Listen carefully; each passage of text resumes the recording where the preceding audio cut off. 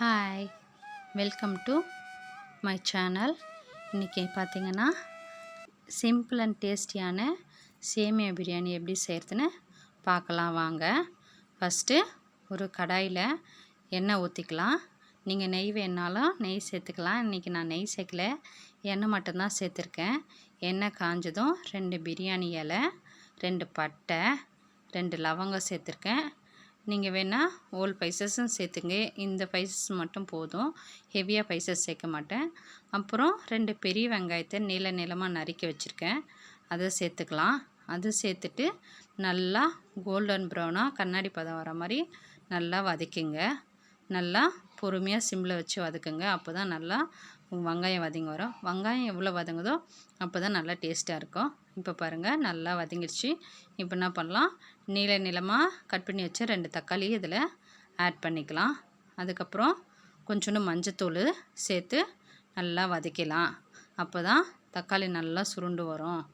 சுருண்டு வந்தோடனே கொஞ்சோண்டு சால்ட் ஆட் பண்ணிக்கலாம்.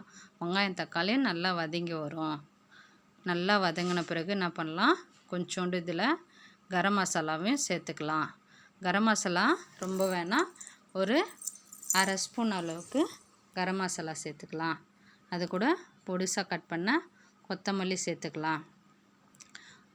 அதுக்கப்புறம் தனி மிளகாய் தூள் இருக்குது, அதை ஒரு ஸ்பூனு சேர்த்துக்கிறேன். இதெல்லாம் சேர்த்து அந்த எண்ணெயிலேயே நல்லா வதக்குங்க. எண்ணெய் பிரிஞ்சு வர நேரம் ஒரு ஸ்பூன் தயிர் போட்டு இன்னும் நல்லா ஃபுல்லாக வதக்கிட்டிங்கன்னா பச்சை வாசனை போகிற வரைக்கும் வதக்கிட்டே இருங்க. அதுக்கப்புறம் பார்த்திங்கன்னா இன்றைக்கி 2 கப்பு சேமியா எடுத்துருக்கேன். 1 கப்புக்கு 1.5 தண்ணி அளவு வச்சுட்டு, அதே மாதிரி 2 கப்புக்கு 3 கப்பு தண்ணி வச்சுருக்கேன். இந்த தண்ணியெல்லாம் வச்சுட்டு மூடி போட்டு மூடி வச்சுருங்க. அதுக்கப்புறம் தண்ணி நல்லா கொதித்த உடனே என்ன பண்ணலாம், நம்ம எடுத்து வச்சுருக்க சேமியாவை கொஞ்சம் கொஞ்சமாக ஆட் பண்ணி நல்லா கிண்டிக்கலாம். ஃபஸ்ட்டு 1 கப்பு சேர்த்துக்கலாம். அதுக்கப்புறம் இன்னொரு கப்பு சேர்த்து பொறுமையாக என்ன பண்ணலாம், மெதுவாக கிண்டிக்கலாம். அதிகமாக கிண்டினா சேமியா குழஞ்சி போயிடும். நீங்கள் என்ன பண்ணுங்கள், சிம்மில் வச்சு தட்டு போட்டு மூடி வச்சுருங்க. அதுக்கப்புறம் திறந்து பார்த்தா நல்லா தண்ணியெல்லாம் வெந்து போய் அது என்ன இருக்குன்னா நல்லா வெந்திருக்கும். அப்படியே என்ன பண்ணுங்கள், சிம்லேயே வச்சு விடுங்க. அதுக்கப்புறம் சிம்மில் வச்சு விட்டோன்னே அது நல்லா வெந்து வந்துடும்.